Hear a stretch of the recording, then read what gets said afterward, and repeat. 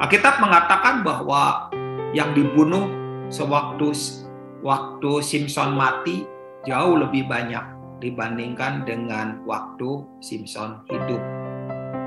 Kenapa? Karena Tuhan bergerak kembali. Karena rambutnya tumbuh kembali. Nah, tetapi ada satu catatan kecil yang ingin saya katakan di sini. Lihat, doanya Simson itu doa seorang yang egois.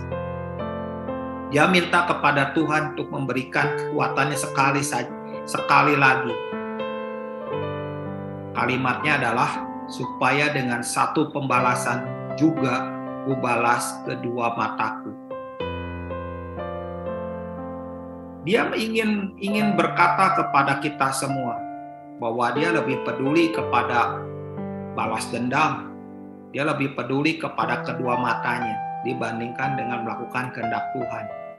Simson terlatih, terdidik hanya untuk mengawinkan hal yang ilahi dengan yang duniawi. Simson ini adalah gambaran dari orang Kristen duniawi. Dia nggak mengerti bagaimana hidup di hadapan Tuhan. Hidupnya hanya dipimpin oleh dirinya sendiri. Dia hidup bukan untuk Tuhan, dia hidup untuk dirinya sendiri. Dia gunakan pengurapannya untuk kepentingan diri sendiri.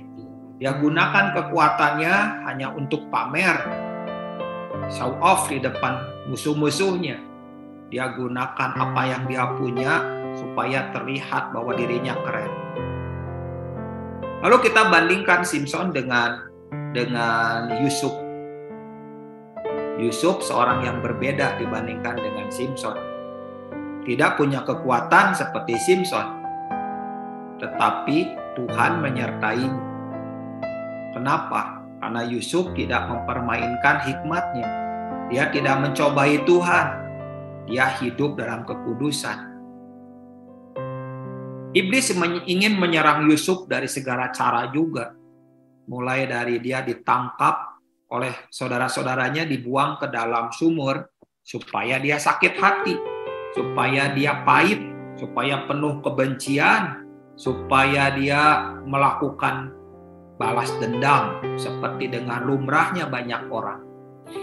Tetapi apa saja yang dilakukan musuhnya, yaitu iblis kepada Yusuf, sepertinya itu seperti apa saja itu nggak mengenai, karena hatinya nggak pernah mau dirusak.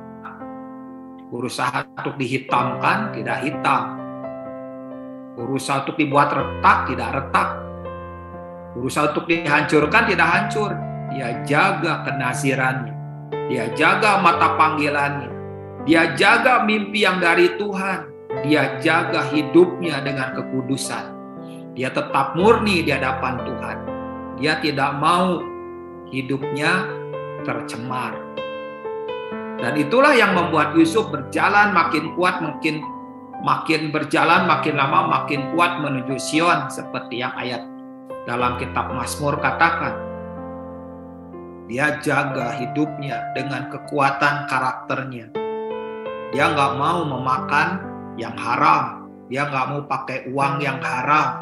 Dia juga nggak mau pakai perkara-perkara yang memasukkan ke dalam hati, yang mengakibatkan hatinya haram.